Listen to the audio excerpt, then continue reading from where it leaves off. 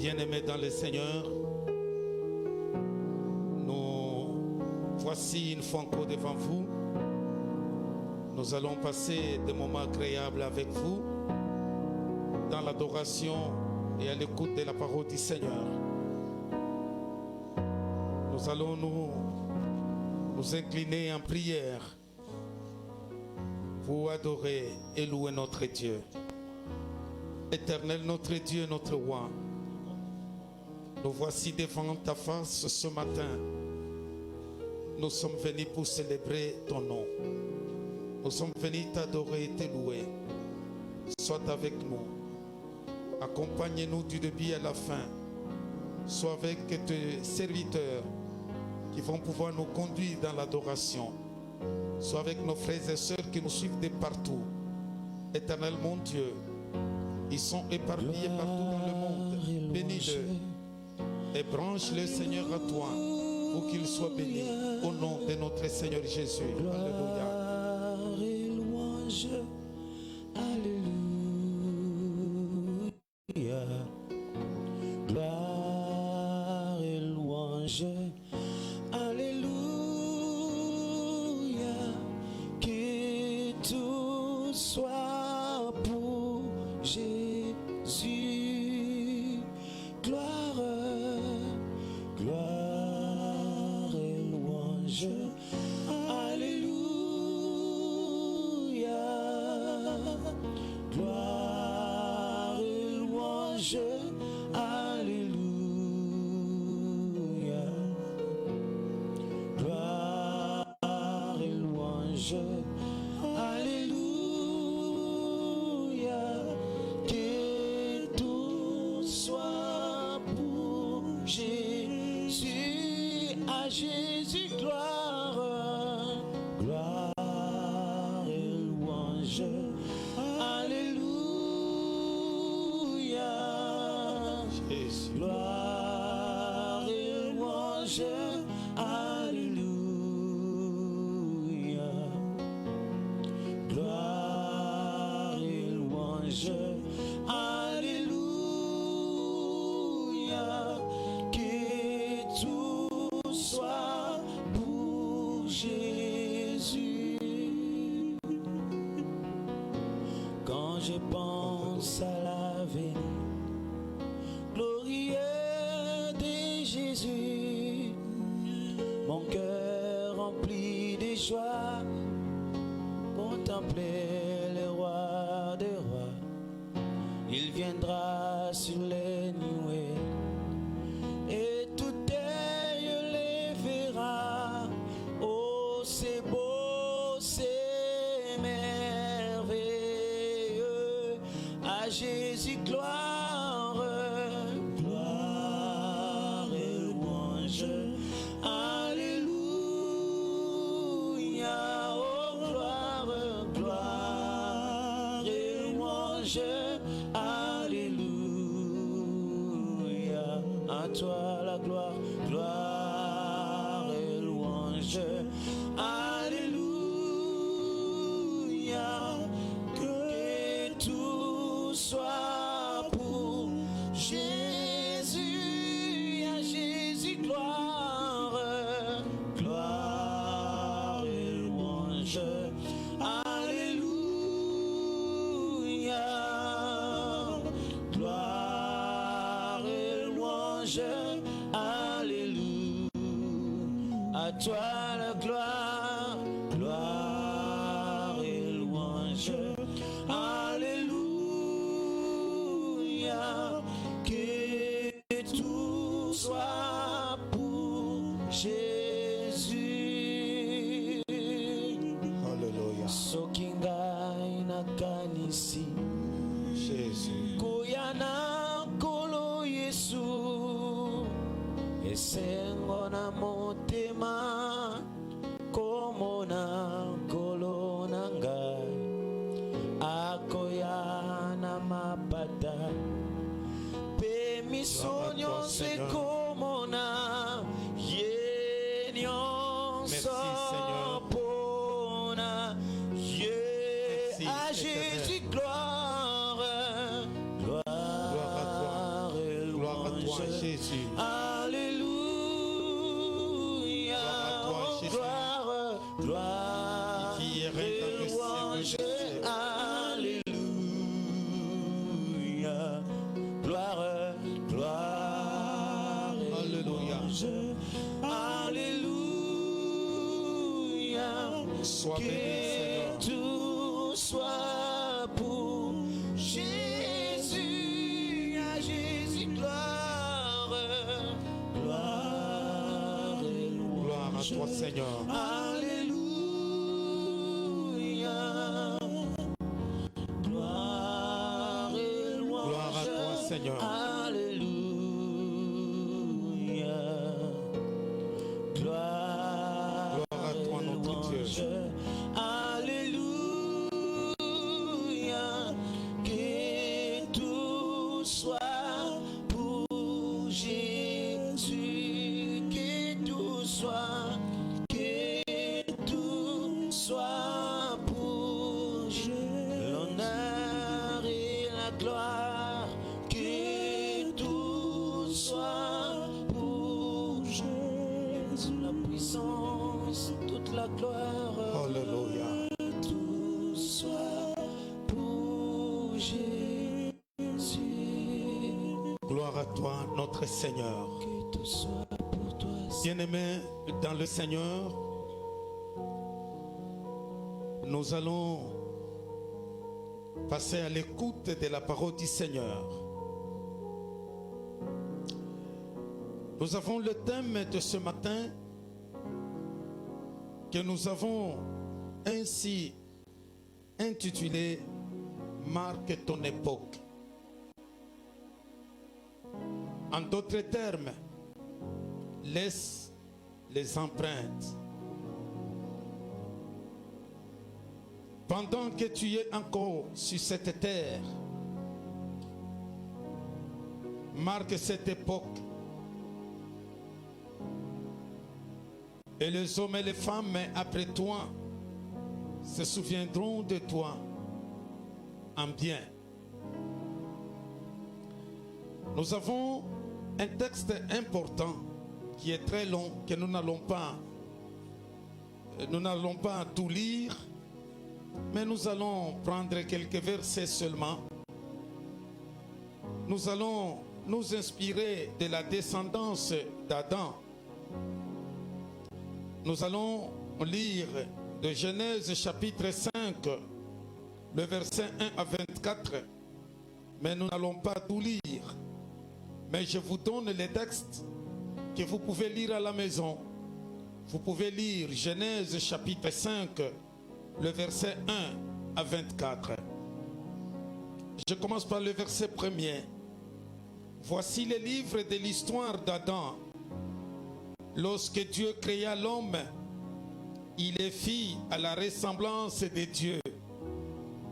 Il créa l'homme et la femme et le bénit. Il les appela êtres humains lorsqu'ils furent créés. À l'âge de 130 ans, Adam eut un fils à sa ressemblance et à son image. Adam vécut 800 ans après la naissance de Seth, et il eut des fils et des filles.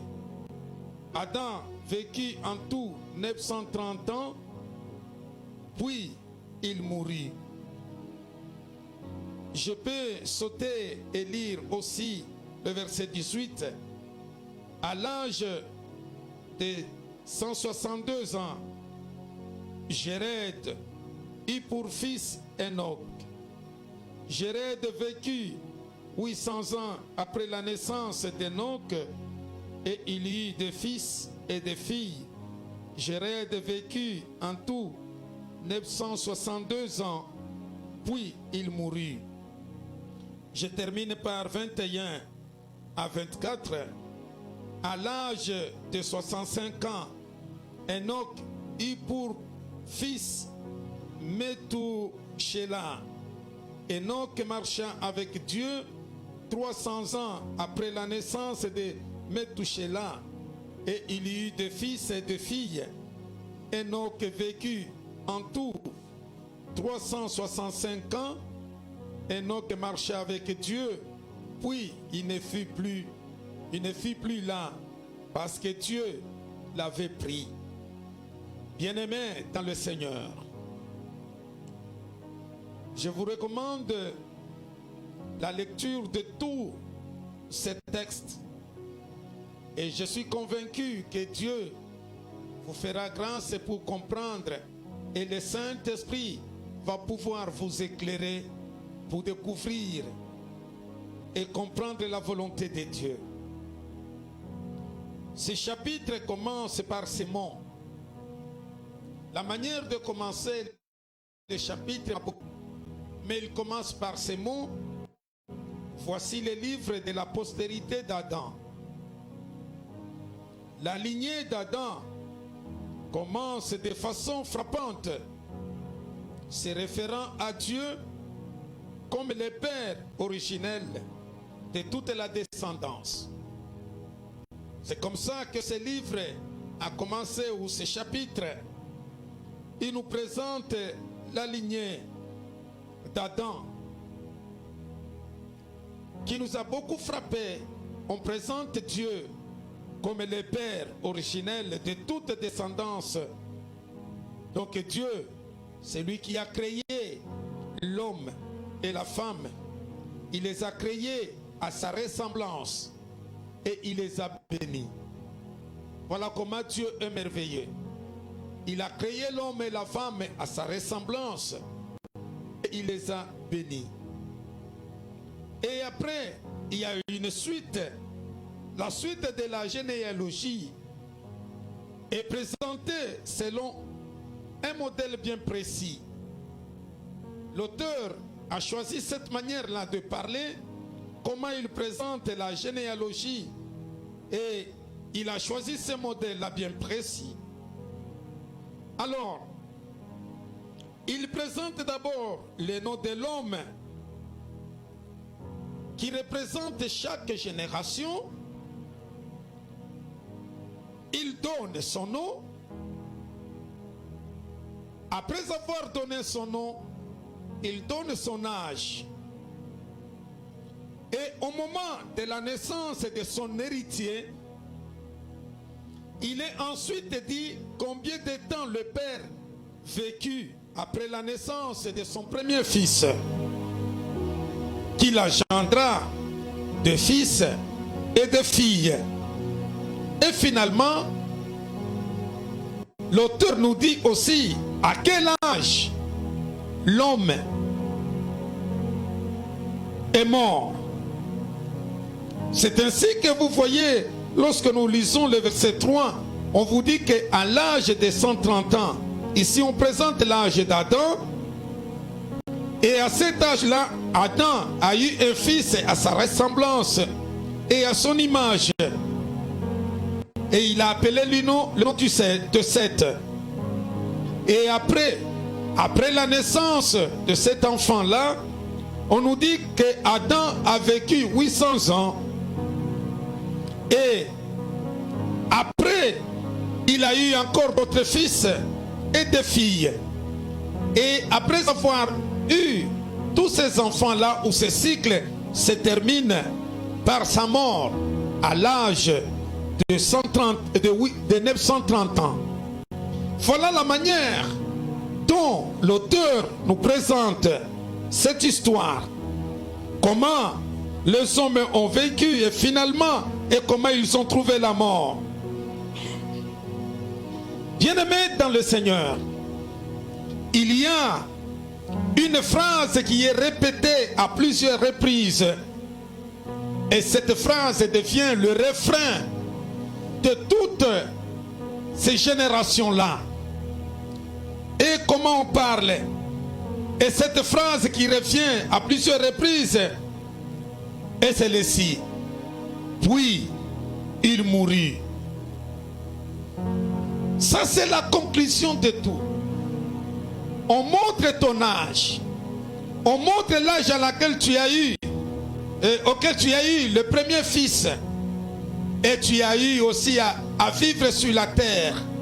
Et enfin, on te dit, voici à tel âge que cet homme est mort. C'est le refrain ou c'est la conclusion de tout homme. Et ce refrain nous rappelle que la mort contre laquelle Dieu avait mis en garde Adam, lorsque nous sommes déjà au chapitre 2 de Genèse et le verset 17, Dieu avait mis en garde Adam que si tu fais ceci, si tu manges cet arbre, tu mourras certainement. Alors, cette mise en garde est devenue l'expérience de tous. Il avait mis en garde Adam seul. Et voilà, même toute sa descendance a vécu cette expérience. Cela ne concerne pas seulement Adam, ça concerne tout être humain. Et au verset 21 et 24, et là on nous présente un homme pieux, un homme intègre, Enoch. Et lorsque vous lisez la vie de tous ces hommes qui ont vécu avant lui, il y a un élément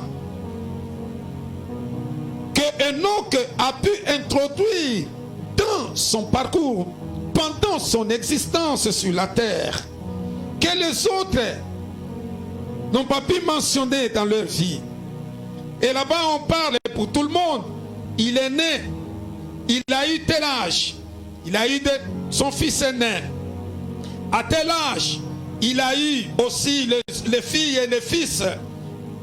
Et à tel âge, il est mort. Mais regardez la manière dont on parle d'Enoch. On dit Enoch fut un homme pieux qui marcha avec Dieu. À l'âge de 65 ans, Enoch eut pour fils Methushélah. Enoch, voici le verset 22, Enoch marcha avec Dieu. 300 ans après la naissance de Methushélah. Et il y eut des fils et des filles. Et bien-aimés dans le Seigneur, au moins Enoch, après la naissance de son fils Methushélah, la Bible a pris le soin d'introduire un élément qui le distingua des autres. Il marcha avec Dieu.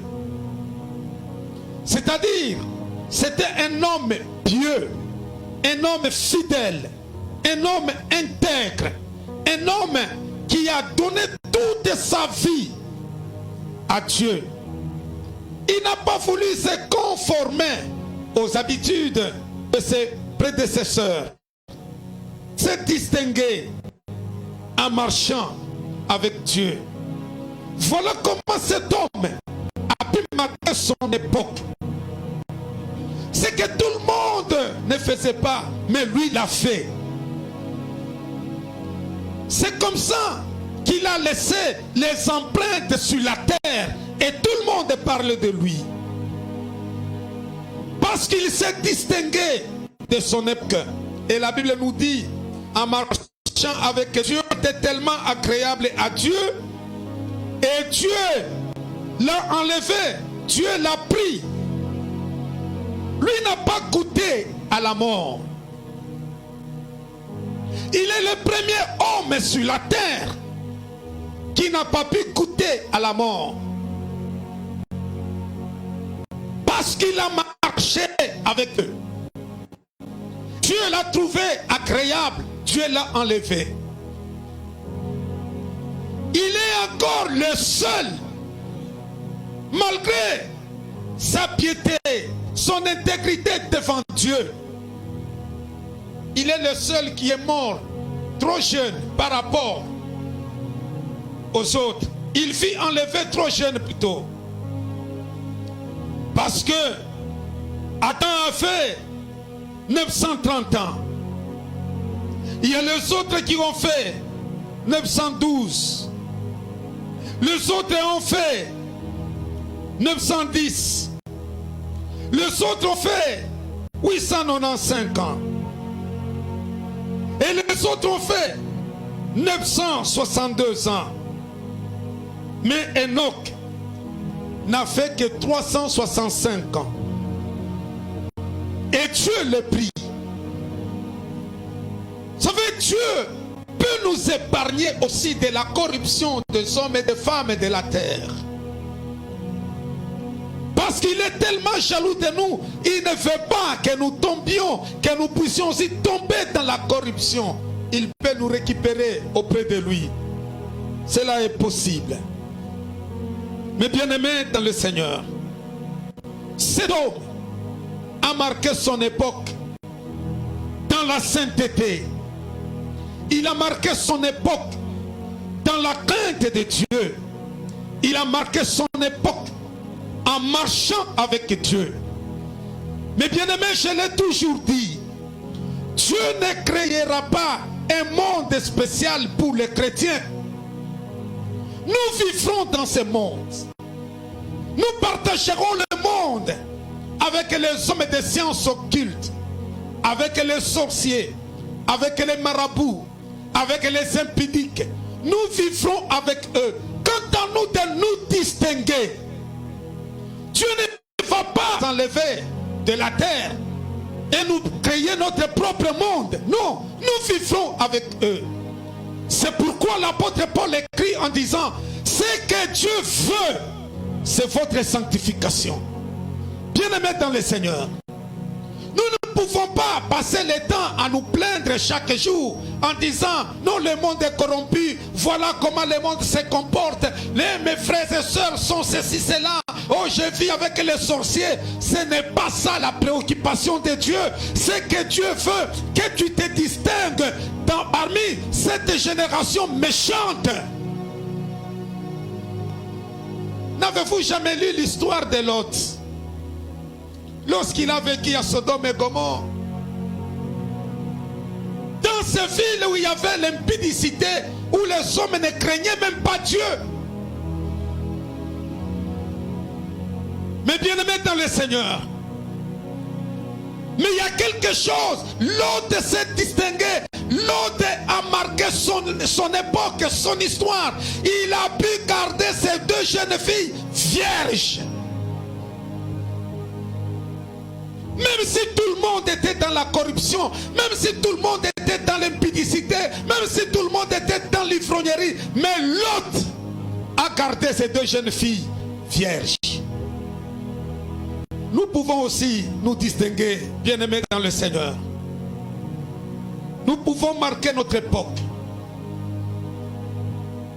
On peut dire que tout le monde est corrompu, mais les hommes intègres sont encore là.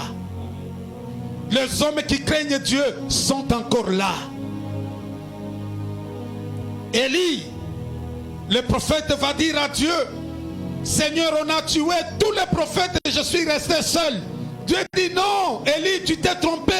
Il y a encore 7000 hommes qui n'ont pas fléchi leurs genoux devant Baal. Il y en a, même dans cette ville, même dans ce monde, où il y a les sciences occultes partout. On peut dire que tel serviteur a fait ça, tel pasteur a fait ça, tel chanteur a fait ça, telle personne a fait ça. Mais il y a encore les chanteurs intègres, il y a encore les prédicateurs intègres, il y a encore les fidèles intègres qui sont là, qui marchent dans la crainte de Dieu. Sors du lot, mon frère et ma soeur. Marque ton époque en marchant dans la crainte de Dieu. Cela est possible. Enoch a marché avec Dieu. Écoutez, lorsque vous lisez les différents commentateurs, ils nous rappellent que Dieu tient le journal de nos vies. Le journal de ta vie, là où Dieu écrit toutes choses, se trouve entre les mains de Dieu. Il écrit au sujet d'hommes comme Enoch, que c'est un homme qui s'est distingué. Mais bien-aimés dans le Seigneur, notre caractère détermine l'histoire de de notre époque. Notre manière de vivre, notre manière de nous comporter, bien aimé, ça détermine même l'histoire de notre époque. Je t'invite à te distinguer. Ne sois pas comme les autres. Même si les autres sont devenus des menteurs, toi ne sois pas menteur. Même si tout le monde est devenu impudique, mais toi ne sois pas impudique. Même si tout le monde dit, il commence à détourner les fonds de l'État, mais toi ne le fais pas. Mais bien aimé dans le Seigneur, on peut raconter que tout le monde fait ça. Non, nous ne sommes pas tout le monde.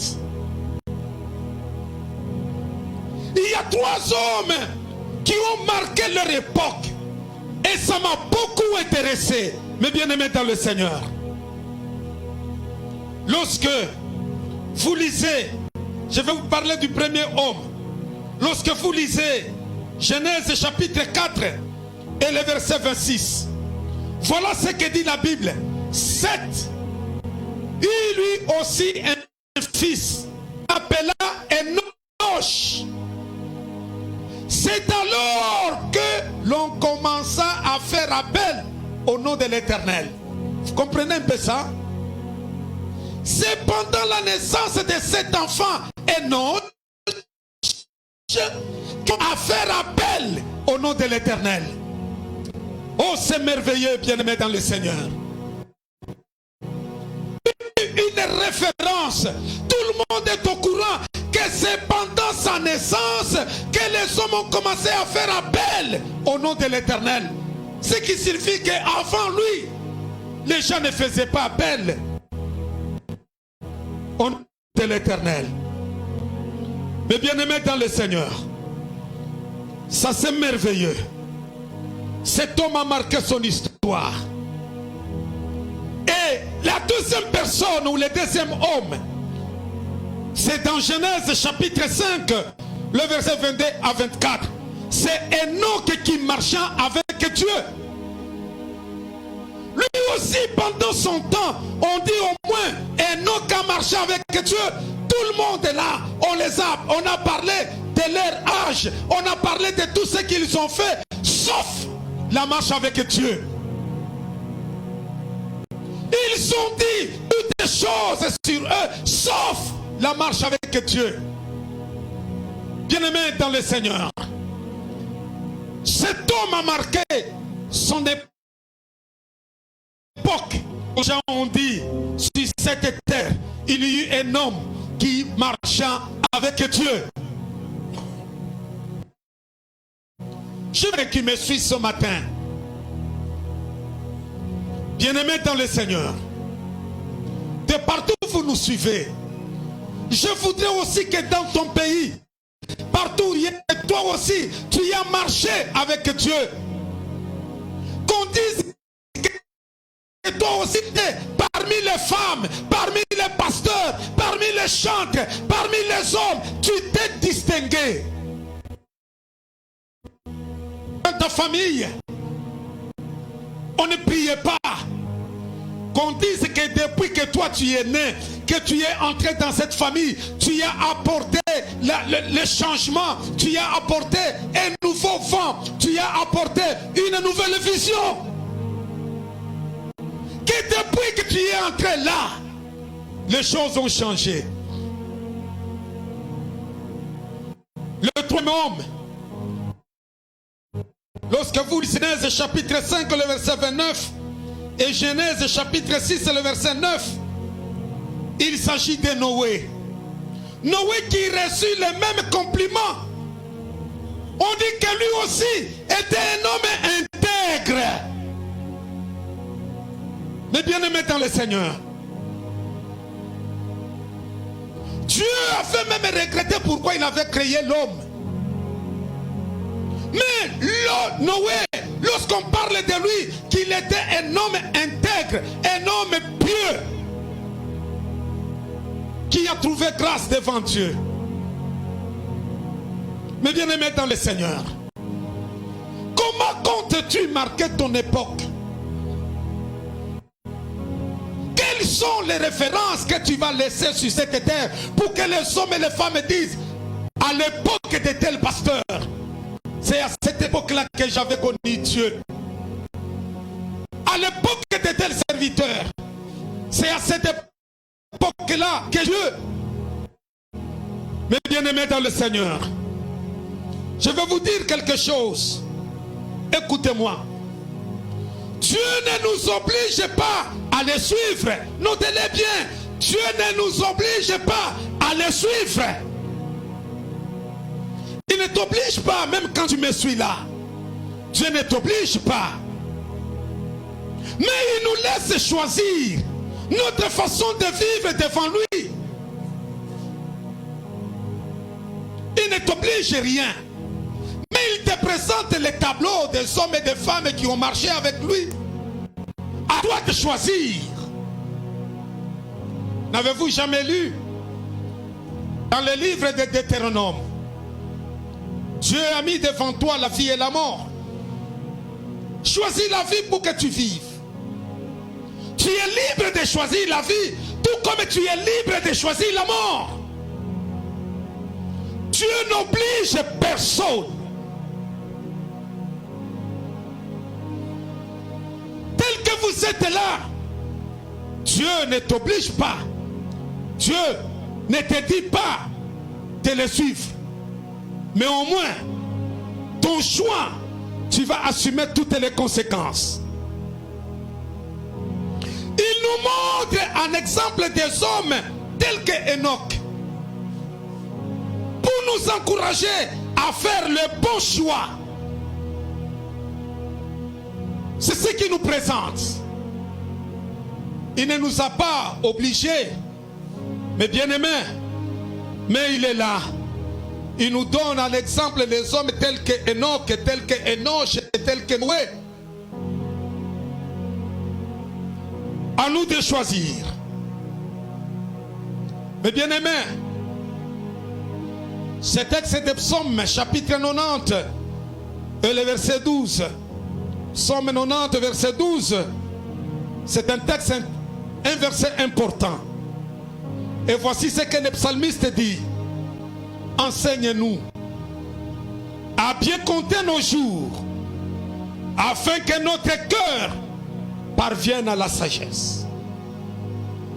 Malgré la durée des hommes et des femmes sur cette terre, ceux qui ont fait 900 et quelques, 800 et quelques, et celui qui a fait 365, la vie est très courte, bien-aimé.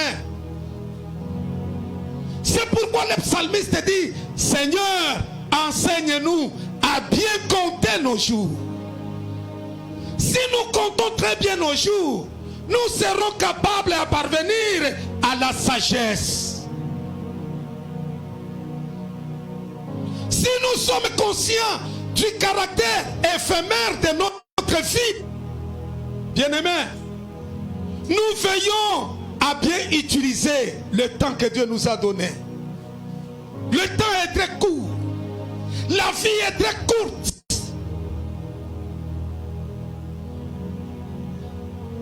En faisant preuve de sagesse et en faisant des objectifs éternels.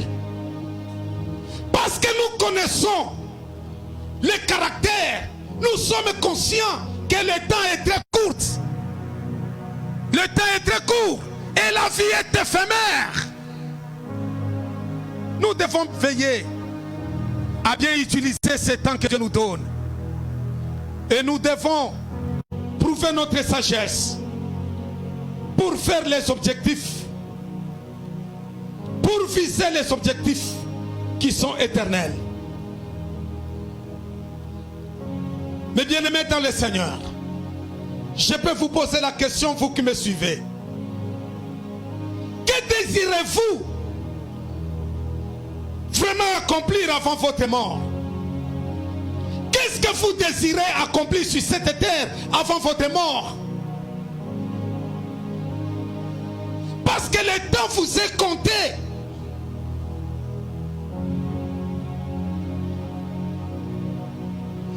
Aujourd'hui, quel est ce petit pas-là que tu veux faire, que tu veux effectuer pour que nous puissions atteindre le but?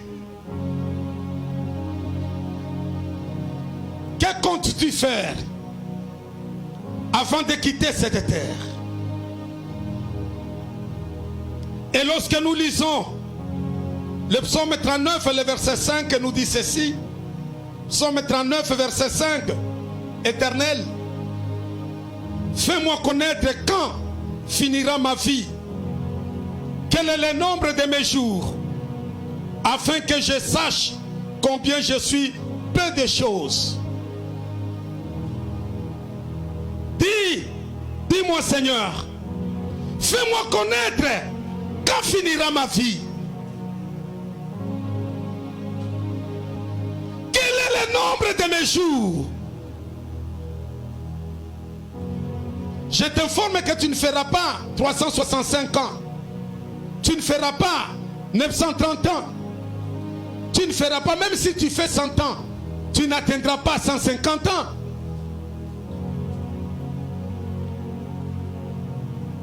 Quelle que soit sa durée, la vie est courte. Mais bien aimé, ça doit marquer notre vie. Quelle que soit la durée, quel que soit tout ce que tu peux faire, la vie est trop courte. Si nous avons quelque chose d'important à faire, ne remettons pas à demain ce qu'on peut faire aujourd'hui. C'est pourquoi la Bible nous déclare dans le livre aux Hébreux, aujourd'hui, si vous entendez sa voix, n'endurcissez pas votre cœur. Mais bien-aimé dans le Seigneur, ne renvoie jamais à demain ce que tu peux faire aujourd'hui. L'occasion que Dieu te donne aujourd'hui en écoutant sa parole. Ne passe pas ton temps dans des futilités. La vie est très courte. La vie est trop courte. Mais bien aimé, que ferions-nous si nous restions 6 mois de vivre sur cette terre?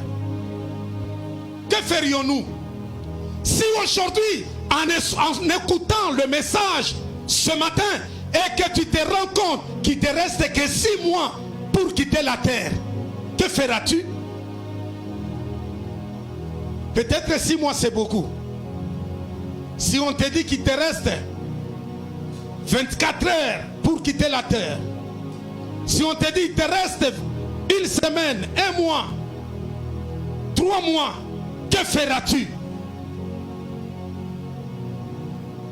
Est-ce que c'est le temps que tu vas dire je dois chercher les visas pour voyager d'abord dans tel pays?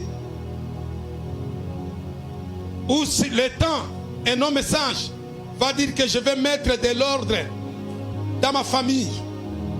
Je ne voudrais pas laisser les désordres sur la terre pour que mes enfants commencent à tâtonner. Un homme intelligent dira aussi, je dois préparer mon avenir, là où je passerai mon éternité avec Dieu. Pendant le peu de temps qui te reste, on ne fait que ce qui est important. Parce que la vie est très courte. Et nous chantons souvent que cette terre, nous l'avons trouvée et bientôt nous allons la quitter. Nous allons quitter la terre. Qui que tu sois, tu ne resteras pas éternellement. Mais la question que tu dois te poser, comment passeras-tu ton éternité? Avec Dieu ou dans l'éloignement du Seigneur? Là où tu auras à passer des moments terribles, dans des pleurs et des grincements des dents. Enoch, lui au moins, a choisi la bonne part de marcher avec le Seigneur. Et je t'invite, toi, ce matin, choisis la bonne part. Donne ta vie à Jésus-Christ. Confie-toi entre les mains du Seigneur. Répands-toi et renonce à tout ce qui n'est pas, qui ne donne pas gloire au Seigneur. Renonce. La vie est très courte. Tu n'as plus beaucoup de temps à perdre. Et le Seigneur a besoin de toi. Oui. Bientôt tu seras enfant de Dieu. On n'est pas né enfant de Dieu, mais on le devient. On devient lorsque on accepte Jésus comme sauveur personnel de ta vie. C'est à ce moment-là que Jésus, et on te donne le pouvoir de devenir enfant de Dieu. Ce matin, j'invite tous mes bien-aimés à réfléchir sur notre sort, sur ce qui nous attend. Combien de temps te restes-tu à vivre sur cette terre? Quel âge as-tu? Qu'as-tu déjà fait? Et qu'est-ce qui te reste à faire? Tu as tout fait sauf donner ta vie à Christ.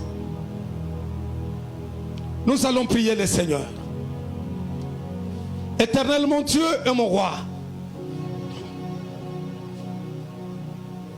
nous te disons merci. Merci pour cette grâce. Merci pour ce temps que tu nous as donné. Nous voulons marquer notre époque en nous distinguant des autres. Nous ne voulons pas marcher loin de ta face comme les autres. Mais aide-nous, Seigneur, à marcher avec toi comme Enoch l'a fait. Éternel mon Dieu, mon roi, s'il y a mon frère et ma soeur qui n'a pas encore donné sa vie à Christ, et il vient de décider de donner sa vie à Christ, accepte-le, reçois-le, Seigneur, pardonne son péché. S'il est malade, guéris-le aussi. Merci mon Dieu. Dans le nom merveilleux de notre Seigneur Jésus, venons ainsi de prier. Amen.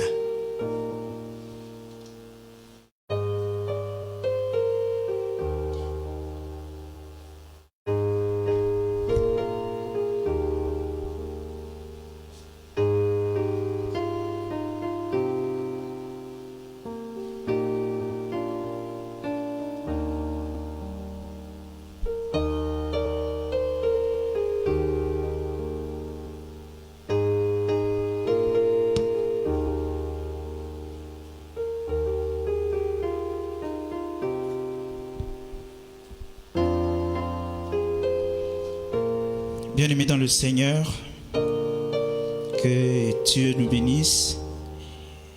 Et nous voulons prier un peu après avoir écouté ce message.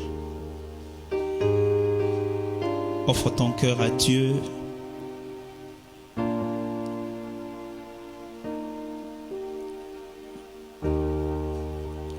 Apprends-moi à compter mes jours. Je suis un pèlerin dans ce monde de tourment. Je suis un passager. Un jour je retournerai auprès de mon Créateur pour lui rendre compte de ma vie ici-bas. Apprends-moi à compter mes jours. Je suis un pèlerin dans ce monde de tourment. Je suis un passager. Un jour je retournerai auprès de mon Créateur pour lui rendre compte de ma vie ici-bas. Bien-aimés dans le Seigneur, nous prenons rendez-vous pour ce mardi à 17h soyons encore là.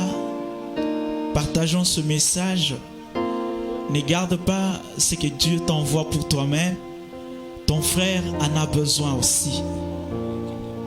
Alors nous t'invitons à partager le message. Sur notre bande passante, il y a toutes les informations possibles qui pourront t'aider à nous contacter à tout moment. Si tu as besoin de la prière, tu as besoin d'un soutien, nous sommes disponibles pour t'aider dans ce chemin de suivre le Seigneur Jésus-Christ. Alors, tu viens d'écouter sa parole, n'endurcis pas ton cœur, parce que Dieu t'attend. Dieu a besoin de toi. Il veut te sauver. Alors, ne laisse pas l'incrédulité te hanter, mais tu peux faire quelque chose de bien. Tu peux faire un pas et le Seigneur en fera plus que tu penses. Que Dieu te bénisse. Sois au rendez-vous le mardi à 17h.